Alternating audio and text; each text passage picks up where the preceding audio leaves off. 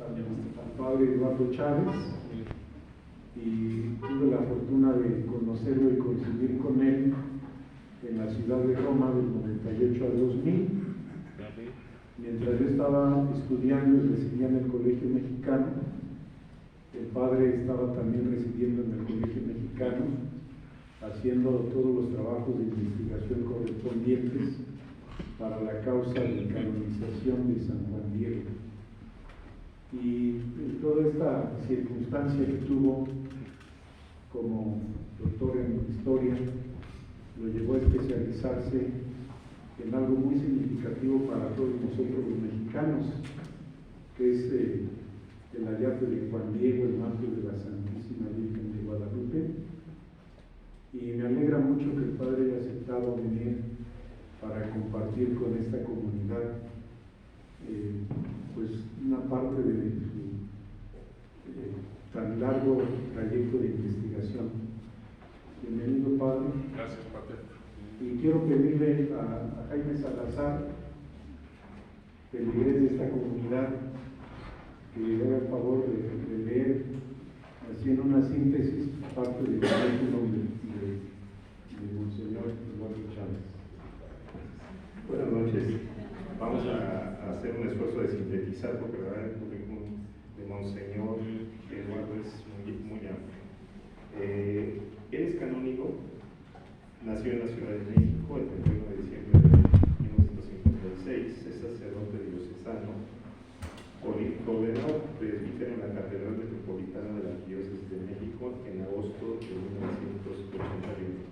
Es doctor en Historia de la Iglesia por la Pontificia Universidad Gregoriana de Roma en 1986. Desde 1988 es miembro de la Sociedad de Historia Eclesiástica Mexicana. De 1996 a 1998 fue vicerrector del Seminario Conciliar de México. De 1997 a 1998 fue director del Archivo Histórico del mismo Seminario Conciliar de México. El doctor Chávez también es pintor, igual alumno del maestro Luis Nishizawa. Y ha tenido más de 40 exposiciones en México y en el extranjero. En 1998, el señor Cardenal Roberto Rivera lo nombró como parte de la Arquidiócesis de México, cabeza de la Comisión Histórica de la Causa de Canonización de San Juan Diego, formada por la Congregación para la Causa de los Santos. En 1996 fue nombrado por el Episcopado Mexicano como prefecto de estudios del Pontificio Colegio Mexicano de Roma. Desde el 17 de mayo del 2001 fue nombrado por el Cardenal Roberto Rivera y aprobado por la Santa Sede como postulador oficial para la causa de canonización de San Juan Diego. En el 2002 fue nombrado secretario general de la quinta visita de su santidad Juan Pablo II en México, catedrático de la Universidad Pontificia de México, de la Universidad Católica Lumen Gentium en la Arquidiócesis de México. En el 2003 inicia su labor como fundador y primer rector del Instituto Superior de Estudios Guadalupanos. El 17 de febrero del 2005 fue nombrado canónigo honorario y el 12 de diciembre del 2010 fue nombrado canónigo efectivo de la Insignia y Nacional Basílica de Guadalupe, en donde ha sido nombrado canónigo lectoral del Venerable Cabildo y posteriormente canónigo teólogo guadalupano, y desde hace muchos años es asesor cultural de la misma basílica. En el 2018 el arzobispo primado de México, Cardenal Carlos Aguilar Reyes, le encomendó y ratificó su envío de seguir profundizando y difundiendo el gran evento guadalupano al mundo entero y continuar con su labor en el Instituto Guadalupano. El canónigo Chávez ha sido conferencista en importantes congresos, tanto nacionales como internacionales, ha colaborado y es miembro de la Pontificia Academia Mariana Internacional. También ha colaborado en la Pontificia Comisión de Ciencia Histórica, en el Colegio Pontificio para la Cultura, en el Pontificio Instituto Otto di Cristo, en el Pontificio Consejo para la Promoción de la Nueva Evangelización, en el Pontificio Comité de Ciencias Históricas, en la Pontificia Comisión para América Latina, asimismo en la Conferencia Episcopal Latinoamericana. Es miembro de los Caballeros de Colón, además de diversos artículos.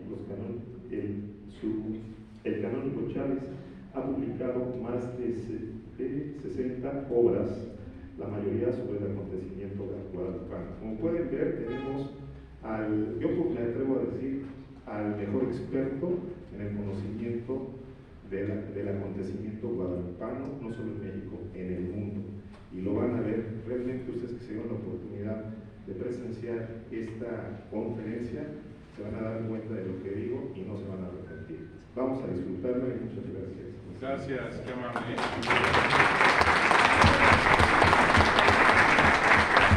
Gracias. Él estuvo en un curso que di de la Pontificia Universidad de México a través de la línea, a través de Zoom, todo el mes de julio, todos los días, 4 horas. O sea, el evento guadalupano es tan importantísimo y tan profundo y tan grande que gracias a Dios me dice el Padre que tenemos 8 horas el día de hoy. Eso me va a dar qué maravilla. No, es cierto, no se me asusten. Apenas voy a tener que hacer una síntesis de la síntesis de la síntesis. Para que entiendan, nosotros en el Instituto Superior de Estudios Guadalupanos tenemos 8 diplomados, cada diplomado son 120 horas. Así que te podrás imaginar que lo que vamos a ver es apenas un tentempié. Ojalá, Padre Roberto, que esto no sea nada más hoy, ojalá que pudiera haber más y sobre todo ahora con la facilidad de estos cursos que le dicen híbridos, que pueden ser presenciales y a través de Zoom, pues aprovechar el asunto, porque como sea, yo creo que es fascinante todo el evento guadalupano. Por eso les dije, qué bueno que trajeron su papelito, su pluma, su celular ahí para que graben, pueden hacerlo sin lugar a dudas, porque algunas de las cosas vamos a decir que dicten, que lo tengan ahí, pues, para que se recuerden de alguna cosa que me parece interesante. He escogido alguna cosa aquí que nos ayude para el PowerPoint, pero también mi honor de estar aquí en medio de ustedes es ese doble honor, porque es la casa, el lugar de mi maestro Luis Isagua, que le tengo tanto cariño. Hablamos de él en la comida aquí con el Padre, por cierto, muy rico. Muchas gracias. Hablamos de él, y la verdad que un hombre, un gran artista, pero un gran hombre, un hombre realmente muy humilde, muy sencillo, y un maestrazo del tamaño del mundo, sobre todo cuestión de la técnica, que es lo que yo creo que la Virgen me fue preparando. Y yo digo, por favor, véanse con esto también ustedes, no por una casualidad están aquí, olvídenlo, aunque los haya traído su esposa, a ver, a fuerza, ¿no? Si no, no cenas. No es una casualidad, de verdad se los digo, es algo que ya está vislumbrado para lo que tienes que hacer en esta vida, así lo siento. No es un error, no es una casualidad, no es un accidente. Así me pasó a mí, porque eso de pintar yo lo tenía como hobby. Jamás me imaginé que me iba a ayudar para entender la tilma, jamás me imaginé que me iban a poner para estudiar esto del evento, ni tampoco ser postulador. Imagínate tú, estar con Juan Pablo II, trabajando con la cuestión de Juan Diego, o sea, y ser ahí partícipe de uno de los momentos, yo creo, únicos en la historia, de muchas partes sería de la historia del mundo, pero de nuestro México no hay duda. 2 santos en el Tepeyac. ¿Cuándo se ha dado eso? San Juan Pablo II canonizando a San Juan Diego Cuauhtlatoaxi. De verdad que es algo único el haber sido testigo y participante de todo eso. No, hombre, yo cuando se canonizó Juan Diego, créanme que yo le decía a la Virgen, ya me puedo morir. Ya me puedo morir. Tenía yo 40 y tantos años, algo así. O sea, hace 20, sí. Sí. Así que ya me puedo morir, porque el evento guadalupano fue increíble. ¿Por qué? Porque va implícito el dogma de la infalibilidad del Papa. Y aquí es algo importante que lo tomamos en cuenta. ¿Por qué? Porque el Papa, cuando canoniza a alguien, estamos hablando de Juan Diego, pero así cualquier santo, va implícito el dogma de la infalibilidad del Papa. No creas que el Papa un día se levantó diciendo estoy aburrido, a ver qué hago, así voy a canonizar a alguien. No. Es todo un proceso, vida y virtudes del candidato, pasa por un montón de de gente, de comisiones, de obispos, de catedráticos, de cardenales, no, es una cosa impresionante todo ese proceso, la verdad. El abogado del diablo. El abogado del diablo que sabe de lo que está hablando, no nada más sale porque está en contra, nada más así. Sabe de lo que está hablando para ir en contra, pero bien razonado, para que se le conteste. El abogado del diablo oficial. Pero Juan Diego tuvo otros abogados del diablo, como tú sabes. Y no muchos, pero pesaditos, ¿verdad? Que hablaban y todo lo tomó en cuenta la Santa Sede. ¿Por qué? Porque no iba a estar en juego nada más así la infalibilidad del Papa. Por eso es tan delicado de que todo esté bien argumentado, con documentos. Padre, he oído en Tumulandia que no hay documentos. No hay documentos de aquellos que muy fácilmente desde el jacuzzi o desde el sillón viendo Netflix o lo que sea. Dice, no hay documentos. No, hay que meterse a trabajar a los archivos, porque mientras menos trabaje, pues no hay documentos, más favorable. No, hay que meterse a trabajar. Y hemos encontrado más de 300 documentos en ese primer siglo guadalupano. Ese que dicen que no hay. Así que no me vengan a mí. El Nícar Mocó, uno de los documentos más interesantes, más importantes, están en Nueva York. Una de las copias está en Nueva York. ¿Por qué en Nueva York? No voy a hablar de robos, nada más les digo que está en Nueva York.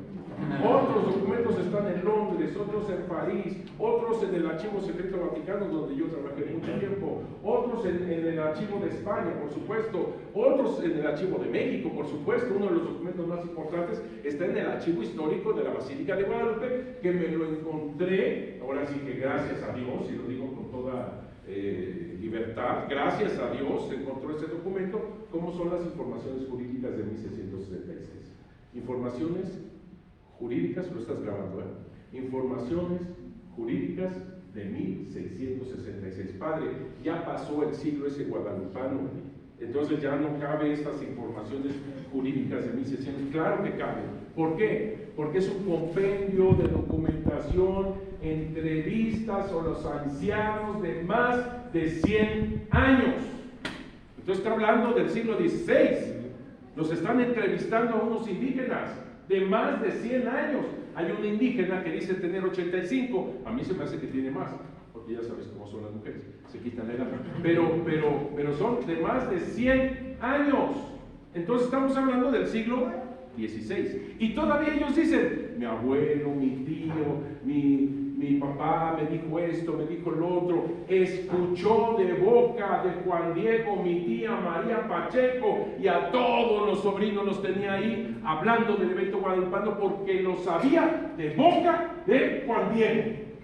Son documentos interesantes, muy importantes. David Briding, un historiador actual moderno de la UNAM, dice que fue todo un complot, que le pusieron a los indígenas lo que tenían que decir. No es cierto, se ve que David Briding no leyó las informaciones jurídicas, no las conoce. No es cierto eso que dice, porque todos los indígenas hablan distinto de muchas cosas.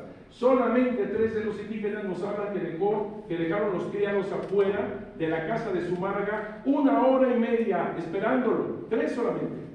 Unos se acuerdan del nombre de Fray Juan de Zumárraga, otros dicen de fulano de Zumárraga, porque no se acuerdan del nombre. No hay un complot, sino cada quien dice lo que tiene que decir, claro, bajo una estructura, una manera jurídica.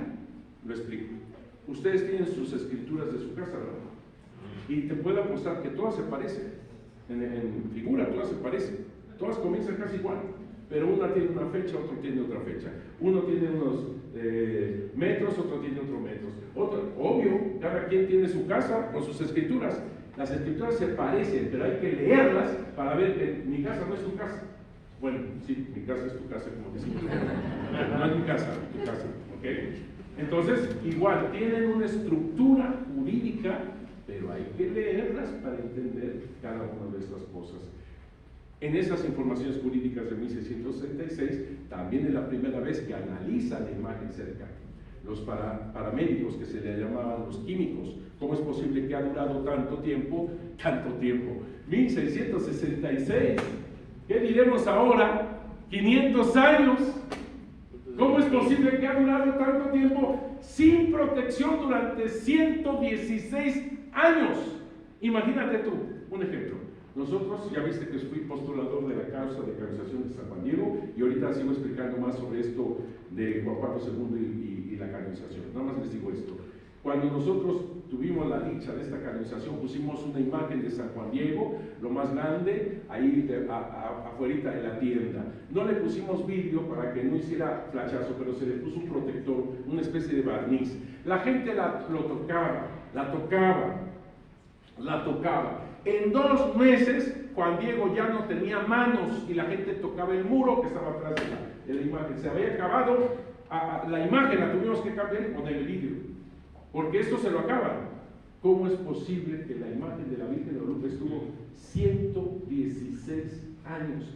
Y todo el mundo la besaba, la tocaba, los inciensos, las candelas, la contaminación. No es posible. Y ahí está.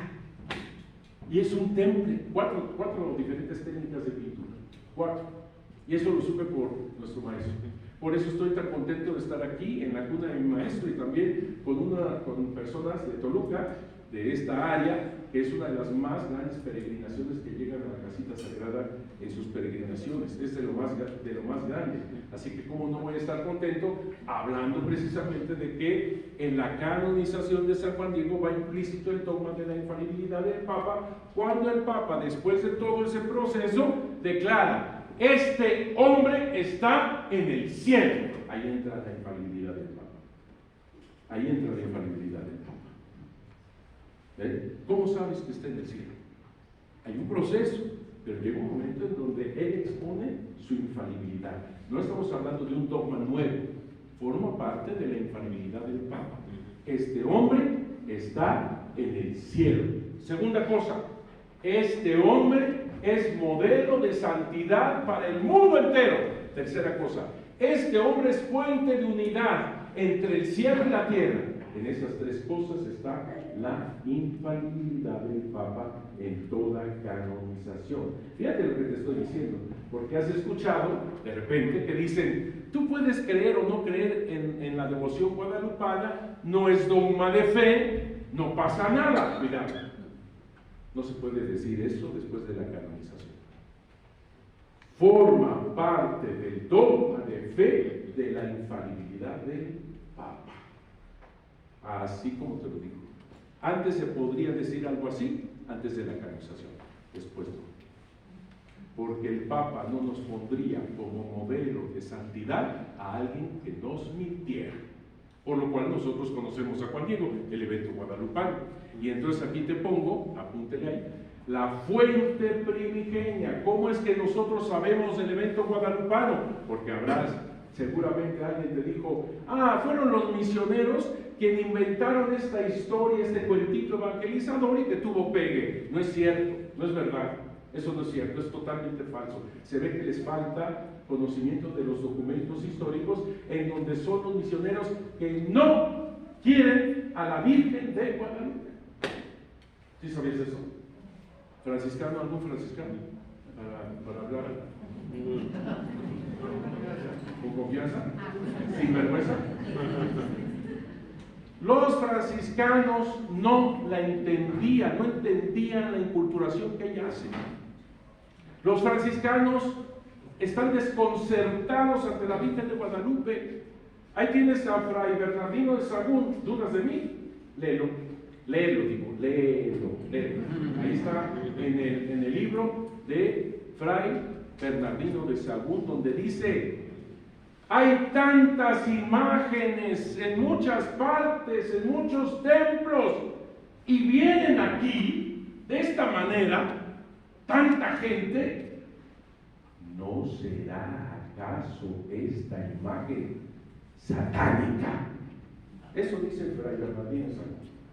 Una frase horrible, pero ¿sabes qué? Nos ayuda mucho para entender que no la trajeron de España. Un español no hablaría de esa manera ante la Virgen de Guadalupe si lo hubiera traído de Extremadura. Padre, pero es que en Extremadura hay un monasterio llamado Guadalupe. Efectivamente, un monasterio precioso, de oro, plata. Zurbarán, pinturas de Zurbarán por todos lados. La gran devoción de la reina Isabel la Católica, la gran devoción de Cristóbal Colón. No hay duda de eso. Cuando estas personas que llegaron de España, te estoy hablando no hace mucho, para filmar cosas de la Virgen de Guadalupe, ellos tenían en mente, españoles, que había todo surgido de Extremadura, España, y a alguien se le ocurrió traer esa imagen acá y por eso se llama Guadalupe. Y yo les decía, no, tal y tal documento, hasta que les fui y les mostré la primera ermita, de piedra, lodo, 3x6, adobes que se están cayendo. Esta es la gran devoción de la reina. Pues se vio muy,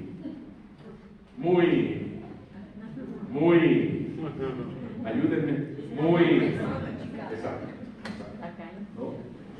Y entonces ellos empiezan a como replantearse lo que les había dicho y dicen, acá, ¿por qué no ves los documentos de Diego de Santa María? Te estoy hablando de 1574, 1575. Estos documentos se encuentran en el archivo de las Indias, en Sevilla. A este Jerónimo, porque el monasterio de Guadalupe era regido por los Jerónimos, lo mandaron a México. Hay un santuario, le dicen, que se llama Guadalupe. Por lo tanto, me dicen, en ese santuario hay muchos regalos, muchos legados, muchas cosas que le dan a la Virgen de Guadalupe. Eso no discuten, dicen, Guadalupe es nuestro. Parte de esos legados, venga para acá. ¿Cómo se llama eso? Franquicia, ¿cómo se llama? Bueno, algo así, ¿no? Entonces mandan a Diego de Santa María, por eso llega. Y él dice, efectivamente, tiene muchos legados. Le pasó así como, los ojos así como de dinero, ¿no? ¿No? Tiene muchos legados. Y dice, pero el lugar está horrible, malsano, miserable, no se parece en nada a la imagen. Quítele el nombre de Guadalupe. Pues no, y fíjate que nos están diciendo que le hubieran tocado parte de esos limosnas por el nombre de Guadalupe y está diciendo que le quiten el nombre de Guadalupe o que se cambie este santuario a otra parte, Chapultepec. Por eso les digo, cuando quieran casa nueva, no se la pidan a la Virgen de Guadalupe, que les va a dar algo similar. Pídanselo a San Jerónimo.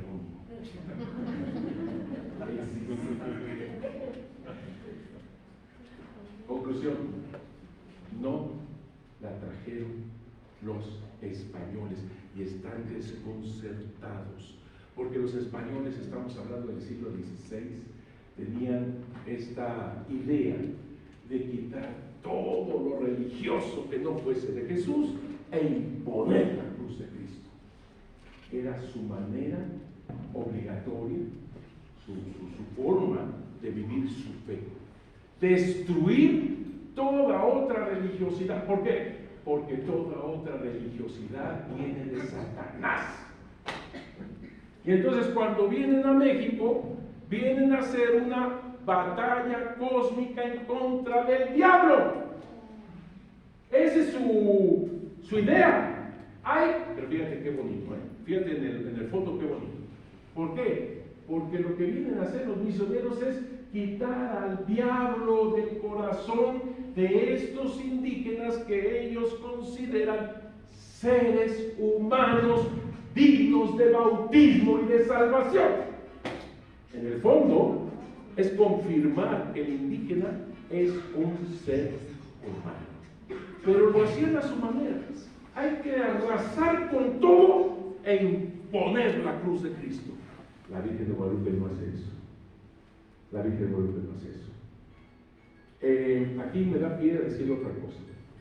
Algunos dicen que la Virgen de Guadalupe es porque en el área del Tepeyac habían diosas femeninas, como la Coatlicue, y a algún misionero se le ocurrió disfrazar la idolatría Coatlicue Tonantzin para hacerla como la madre de Dios, engañando a los indígenas para que entren a la verdad de la Iglesia Católica.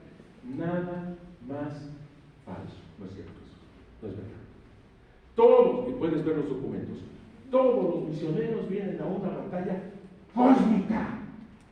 ¿Tú crees que un misionero del siglo XVI iba a disfrazar a la Coatlicue Tonantzin, que ellos la tenían como príncipe del demonio, Satanás? La iban a disfrazar, es decir, iban a engañar con el príncipe del engaño para decir que es la madre de Dios y meter a todos estos indígenas tontos a la verdad de la iglesia. Bueno, no puedo terminar la frase porque hasta me... Todos los documentos declaran, todos, que vienen a una batalla en contra del diablo. Espérame, ¿estamos en qué siglo? 16. Y había la Santa Inquisición. O sea, los que dicen estas barbaridades no entienden que en aquel entonces hacer algo semejante lo queman en plaza pública y no les tendrá la mano. ¿Sabes uno que mandó quemar a un indígena porque volvió a la cuestión de las idolatrías y sacrificios humanos y no le tembló la mano para mandarlo a quemar? ¿Sabes quién? ¿Sabes quién? No me dejes así. No. ¿Sabes quién? Fray Juan de Zumárraga. Fray Juan de Zumárraga no soportó que el señor Don Carlos de Texcoco volviera a este tipo de cosas y lo mandó al brazo secular, que lo quemaron en plaza pública. ¿Tú crees que un misionero va a hacer un engaño semejante cuando ellos están arriesgando su vida por venir a esta batalla cósmica en contra de Satanás? ¿Alguien se le va a ocurrir? Hagan de cuenta, como un sacerdote actual que dijera: ay, la Santa Muerte está en el top 10 de las idolatrías, voy a tomarla para evangelizar. Haz de cuenta, algo así de absurdo, de ridículo. Porque además otra tercera cosa, no entienden que en el siglo XVI están los concilios poniendo pena de excomunión a todo aquel que inventara algo falso o incierto de tu religión. Ahora imagínate tú que vas a inventar algo con respecto al diablo para hacerlo creer que es la madre de Dios. Pena de excomunión. Ahorita ya no te cae esa, o sea, excomulgar, vendes muchos libros de revistas por todos lados y eres famoso. Pero en aquel entonces significa, amigo, te mueres y al infierno. No hay salvación para ti. Así de fácil. ¿Tú crees que alguien va a atreverse a hacer algo semejante? Jamás, jamás. No entendían los misioneros cómo esto, de dónde salió y cómo hace algo que nosotros ya entendemos con su nombre. Hace una inculturación. Es decir, cuando un ser humano crea una idolatría, es porque acá hay un anhelo de vida. No sé si me explico. Tratas de controlar al sol, la luna, las estrellas, lo que sea, la naturaleza, tratas de controlar para seguir vivo. Hay un anhelo de vida que te empieza a hacer que tú creas cosas, idolatrías y demás. ¿Qué hace la Virgen de Guadalupe en una perfecta, qué dije? Inculturación. No viene de inculto, no, viene de dentro de la cultura. Dentro de la cultura. Inculturación. Qué bueno que lo pusiste aquí. La inculturación significa dos cosas, lo voy a decir de dos maneras, y es lo que hace la Virgen de Guadalupe. Ella pone a Jesús dentro del corazón humano. Más allá de idiomas, más allá de tradiciones, más allá de devociones. Es que te ella pone a Jesús dentro del corazón, de tu cultura, la mete dentro. Eso es lo que hace María de Guadalupe. Ahora, si me preguntas, Padre, ¿cómo lo hace? Yo te diría, cuando te mueras, tú se lo preguntas. Es que es algo que tú dices, ¿cómo le hace la Virgen de Guadalupe para meter? ¿Cómo le hace para que una persona de China, de Hong Kong, de Macao, me vengan a mí cuando tuve ese gusto de ir allá a hablarles de la Virgen de Guadalupe, y vienen las chinitas, cantando la guadalupana, Tú dices, ¿cómo? O sea, ¿cómo? Otra cultura, otro idioma, otra manera de pensar, otra... Y sin embargo, amando. No nos vayamos tan lejos, no nos vayamos tan lejos. Un polaco, ojos azules, Czestochowa era su devoción, o es su devoción, es María, lo sabe. Sin embargo, vio a la Virgen de Guadalupe, lo perdimos, doctor, lo perdimos.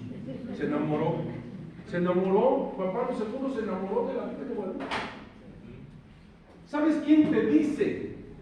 Ella es el modelo de evangelización perfectamente inculturada. ¿Sabes quién te lo dice? Juan Pablo II.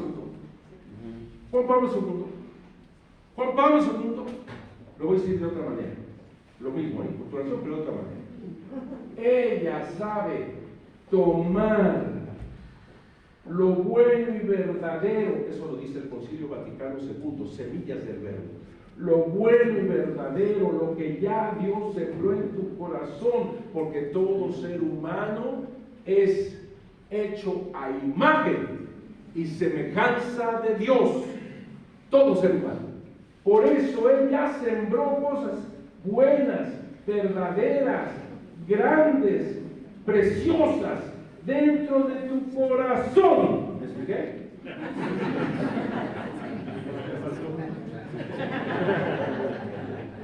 Pero no se queda ahí, no se queda ahí. Ella lo sabe descubrir, las cosas, las semillas del verbo, las toma, no se queda ahí, sino que todo eso lo lleva a la plenitud de Jesucristo nuestro Señor. Ese es el punto. Eso que tú estás anhelando, eso que tanto estás queriendo desde lo profundo de tu corazón, que en las tinieblas te hizo crear idolatrías, eso que está latiendo en tu corazón, quiero vivir y vivir bien. ¿Qué va a haber después de la muerte? Hay un anhelo de vida.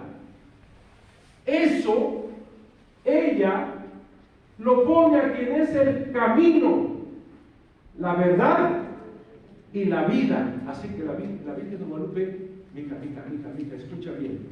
Su centro, el centro de esta imagen, no es ella.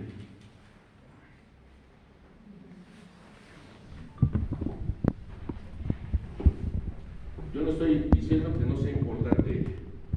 Estoy diciendo que el centro de su imagen no es ella, es él. Es una mujer embarazada, es una mujer encinta, es una mujer de Adviento. Wow, es que son muchas cosas, porque del 9 al 12 de diciembre es tiempo de Adviento. Es una mujer de esperanza, es una mujer de espera. ¿Te das cuenta? ¿Saben lo que estoy diciendo? ¿Saben lo que estoy diciendo? Lo voy a decir de otra manera para que me entiendan lo que estoy diciendo. ¿Dios es todopoderoso, sí o no? Sí. Uy, lo dijeron con una fuerza. Sí. Nada con esplenda, por el amor de Dios. A ver, ¿Dios es todopoderoso, sí o no? Sí. Ahora sí. ¿Dios todo lo puede, sí o no? Sí. Fíjense en la segunda, piénselo bien. ¿Dios necesita de alguien o de algo? No. La siguiente. ¿Dios te necesita? Sí. A ver, por fin, ¿quién nos entiende? ¿Dios es todopoderoso, sí o no? Sí. ¿Dios todo lo puede, sí o no? Sí. ¿Dios necesita de algo o de alguien? No. Hasta el nombre. ¿Dios te necesita? No.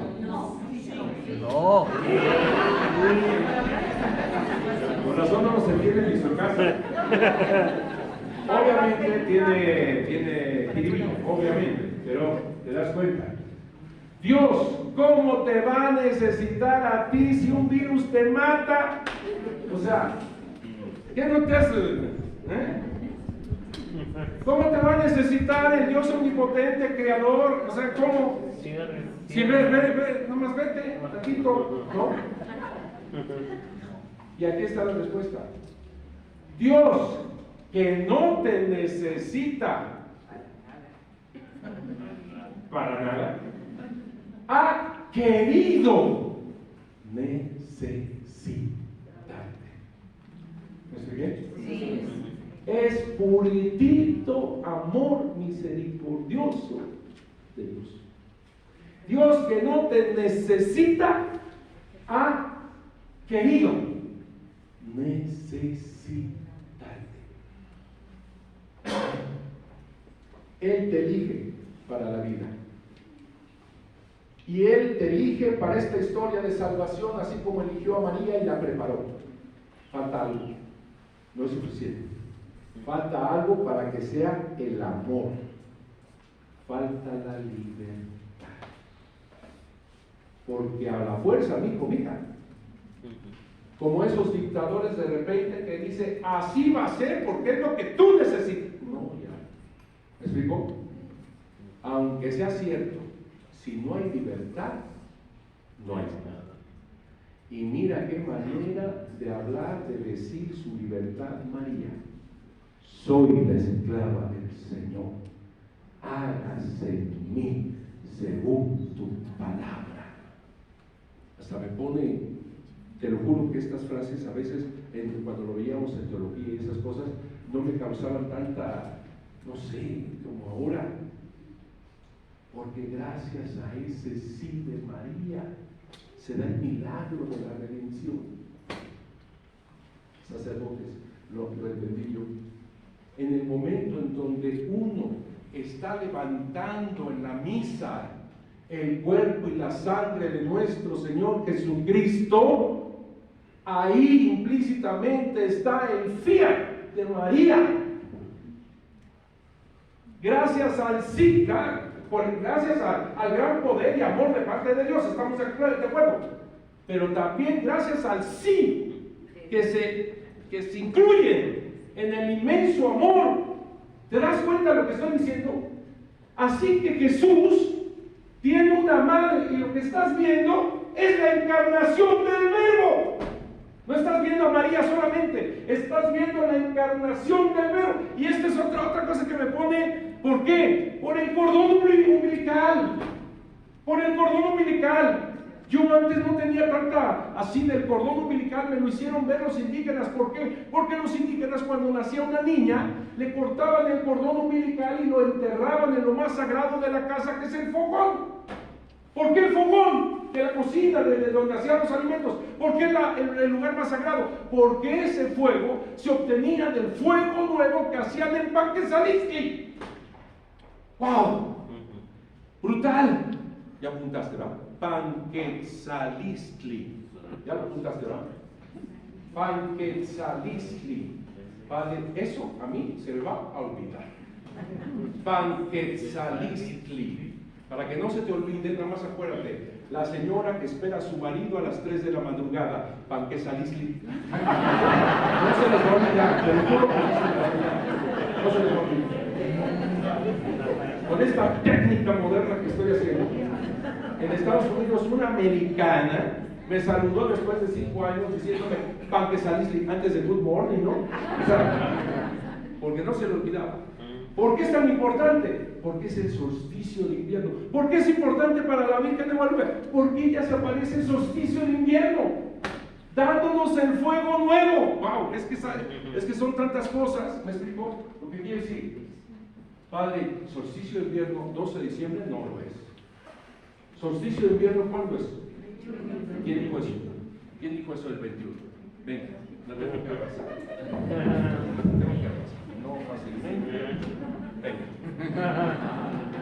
Muchas felicidades. Usted sí sabe. Pues no. Porque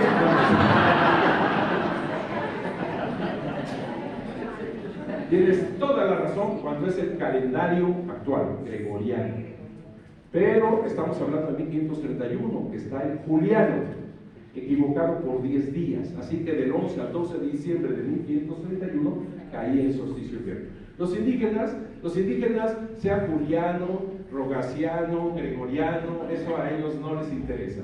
Lo que les interesa es el solsticio de invierno. ¿Por qué? Porque es el día más pequeñito, el sol pequeñito y la noche lo más largo. Ese es el solsticio de invierno. Y entonces los indígenas se ponen a pensar, ¿podrá el sol vencer las tinieblas? ¿Qué necesita el sol? Energía, perfecto. ¿Dónde está nuestra energía vital? En la sangre y en los corazones. Y ahí es el punto clave para los sacrificios humanos. Hay que tomar prisioneros, sacrificarlos, la sangre y el corazón va a los dioses, al sol concretamente, para que éste pueda vencer las tinieblas.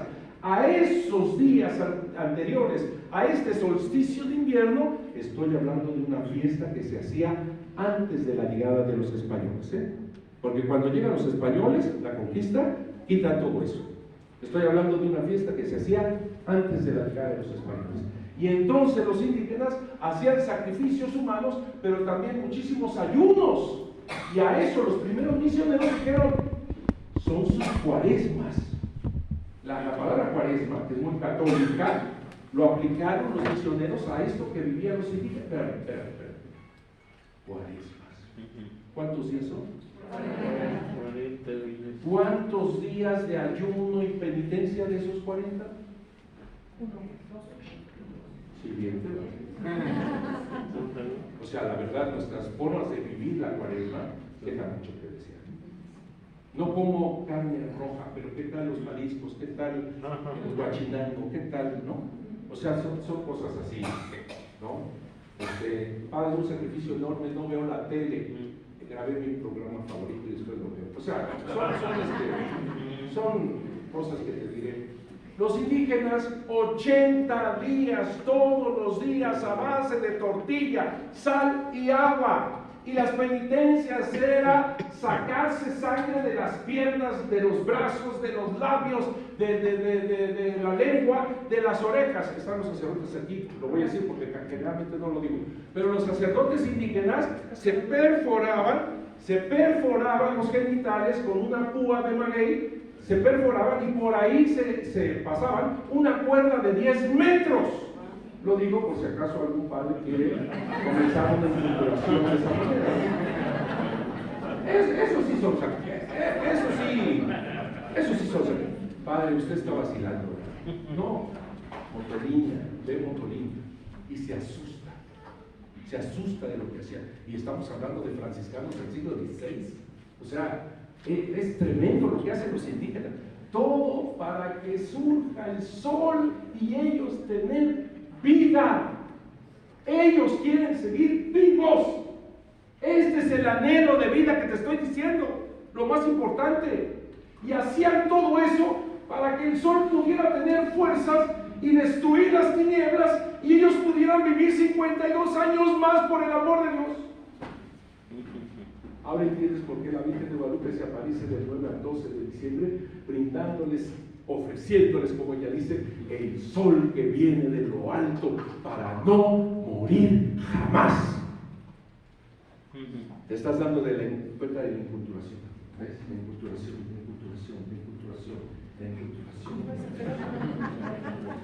De evangelio. Y te lo digo que eso nos lo dice el Papa Juan Pablo II. Ahora bien, otro detalle más antes de pasar a otra cosita, y es esto. Ese solsticio de invierno que se hacía la gran fiesta de... Bien. Venga, bien. Bien. Evangelizadísimo. Te lo dije, te iba a olvidar. Gracias, qué amable eres. Tú te vas a ganar el cielo porque diste agua al sediento. Claro que te tienes que portar bien, confesar. Aquí entre dos. Ahora entendemos por qué el centro de su imagen, no te equivoques, no es ella, es él. El centro de su mensaje, cuando Juan Diego sale de Tulpetlac. Aquí a veces hay confusiones. Yo entiendo por qué la confusión. Él nace en Cuautitlán, crece en Cuautitlán, se forma en Cuautitlán, se casa en Cuautitlán. Eso forma parte del territorio de los toltecas, del rey Netzahualcoyo de Texcoco. Y el rey Netzahualcoyo quería que todos sus súbditos sean más iguales como Juan Diego, no, tuvieran una gran cultura. Te recuerdo que Netzahualcoyo es el sabio, es el más sabio, tolteca. Así que Juan Diego no es azteca, no es mexica, es tolteca, forma parte de este reinado. Nace en Cuautitlán, te digo, pero cuando se casa con María Lucía en Cuautitlán, la que manda en el matrimonio es la mujer. ¿Algún problema? Ok, hoy sí cena. Hoy sí cena, porque están perfectos. La que manda es ella, y ella vive, ella es de Tulpetlán. Nos vamos a vivir a Tulpetlán. Y Juan Diego dijo, sí querida, como debería de decirlo, y fueron a vivir a Tulpetlán, pero nunca vendieron la casa de Cuautitlán.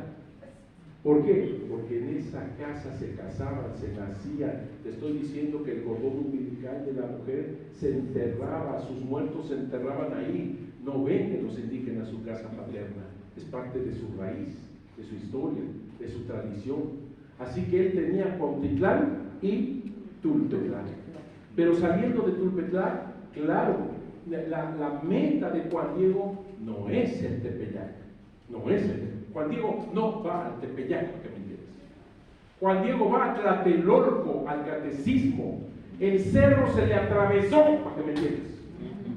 El cerro fue el que tiene que pasar por ahí, porque tiene que tomar la calzada actualmente de los misterios, que era lo que llegaba hasta Tlatelolco. Si hubiera vivido Juan Diego en Cuautitlán, no tiene que ir al Tepeyac, no hay nada que hacer en el Tepeyac. Él va a Tlatelolco y él bajaría a la calle, a la calzada de Tenayuca para llegar a Tlatelolco. No tiene que hacer todos esos cerros y llegar a fuerza por el Tepeyac. Por eso es importante esto que te estoy diciendo. Él no va al Tepeyac, él va a Tlatelolco.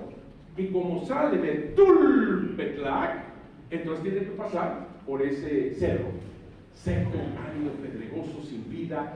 Cuando Juan Diego empieza a escuchar cantos, cuando Juan Diego va pasando por ahí en el momento de Mamalhuasli, apúntale,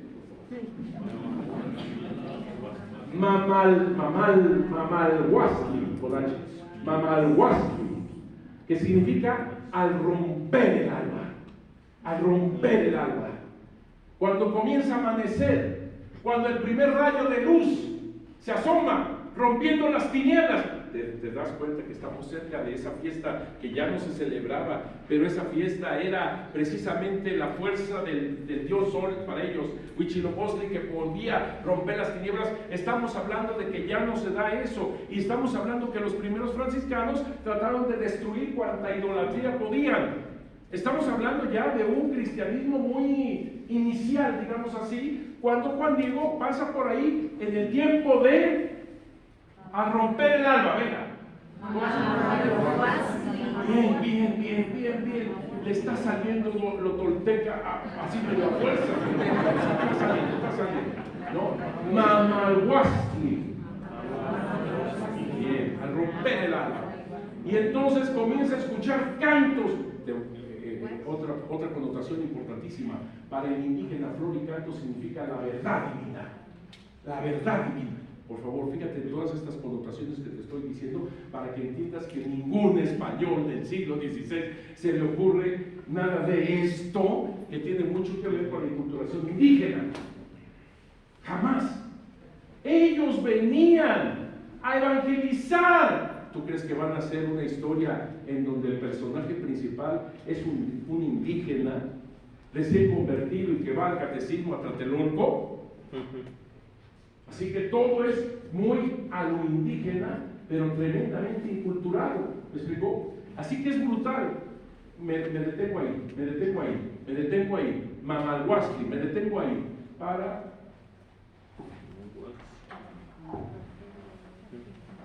Pero no han apuntado esto y me interesa. Es nuestra forma de poder comunicarnos. Porque en esta hora que ya pasó, 5 para las 7:30, o sea, ya pasó una hora casi. Estoy bien.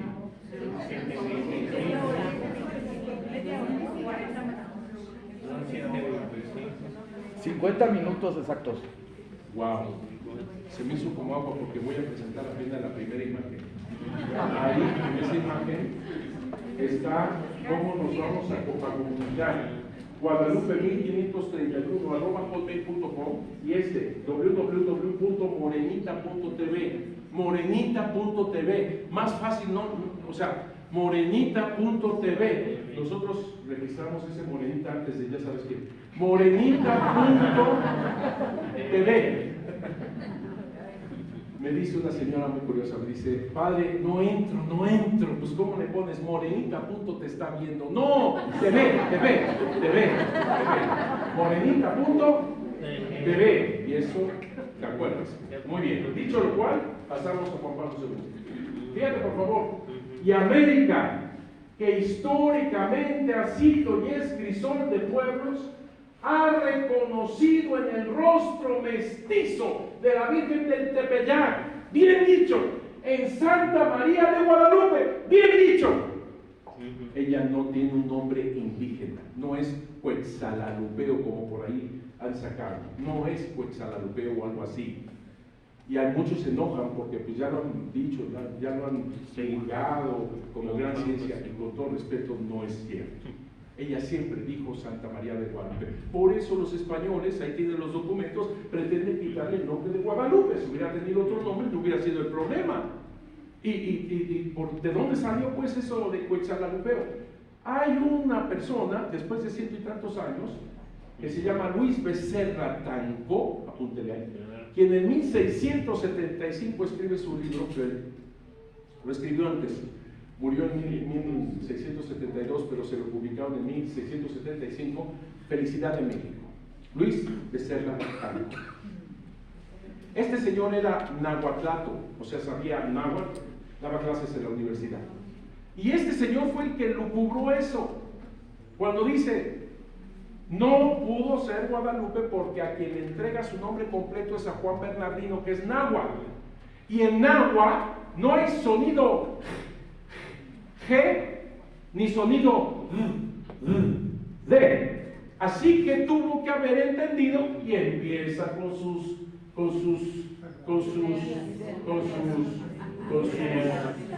ideas. Gracias. Con sus ideas. Señor Luis Becerra Tancó, por favor. Juan Bernardino fue bautizado en 1524 junto con Juan Diego y la esposa Juan Diego, María Lucía. Y Juan Bernardino, en su nombre de pila, tiene la D. Juan Bernardino. ¿Era claro? Y seguro que le gritó, ¿dónde estás, Juan? Diego. Así que en náhuatl no será la D, pero Juan Bernardino tenía 6, 7 años gritando su nombre. O sea, está en su nombre, no tuvo problema. Y la G, efectivamente en náhuatl no hay G. Pero la Virgen de Guadalupe nunca dijo, soy Gelupe. No, eso pregúntaselo. Gelupe, no dijo Gelupe, dijo Gua. Y eso en Gua sí existe el sonido.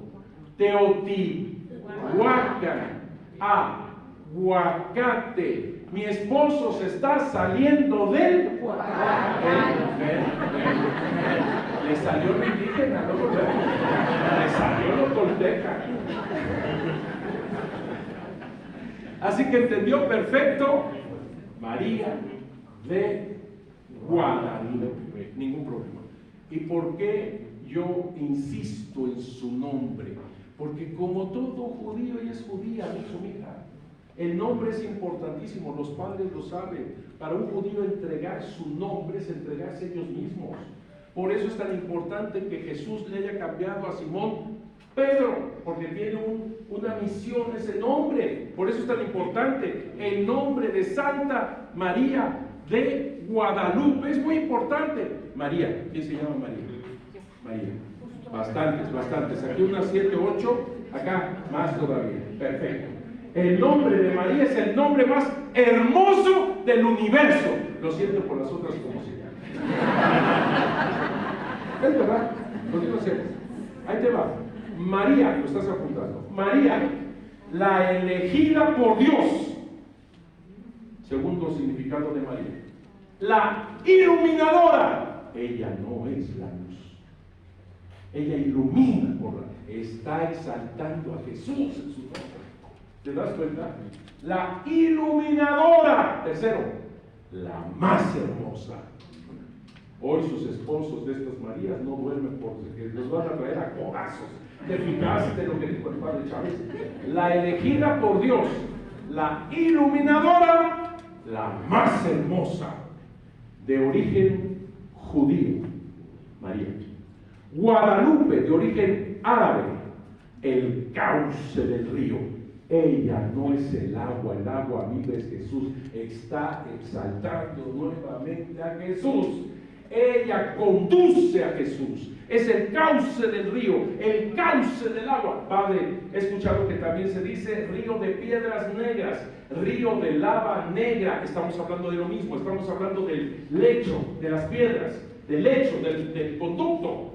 Así como María lleva a Jesús a Isabel, porque ella iba a servir a Isabel, ¿te acuerdas?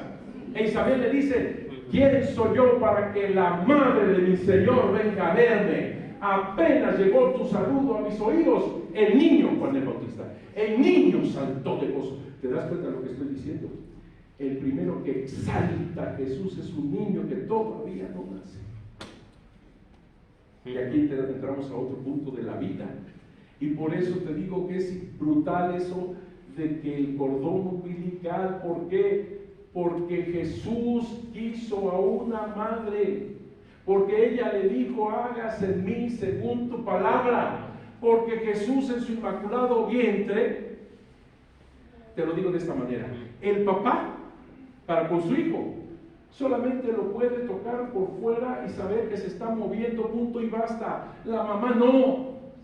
La mamá lo vive, lo siente, lo tiene en sus entrañas, lo cuida, le da temperatura, le da su alimento. ¿Sí me explico lo que quiere decir? La mamá lo tiene aquí. Y Jesús quiso a María, que con ese cordón umbilical lo trae, lo conduce, aquel que es la vida para su criatura, María. Resulta que Él quiso a María como su madre.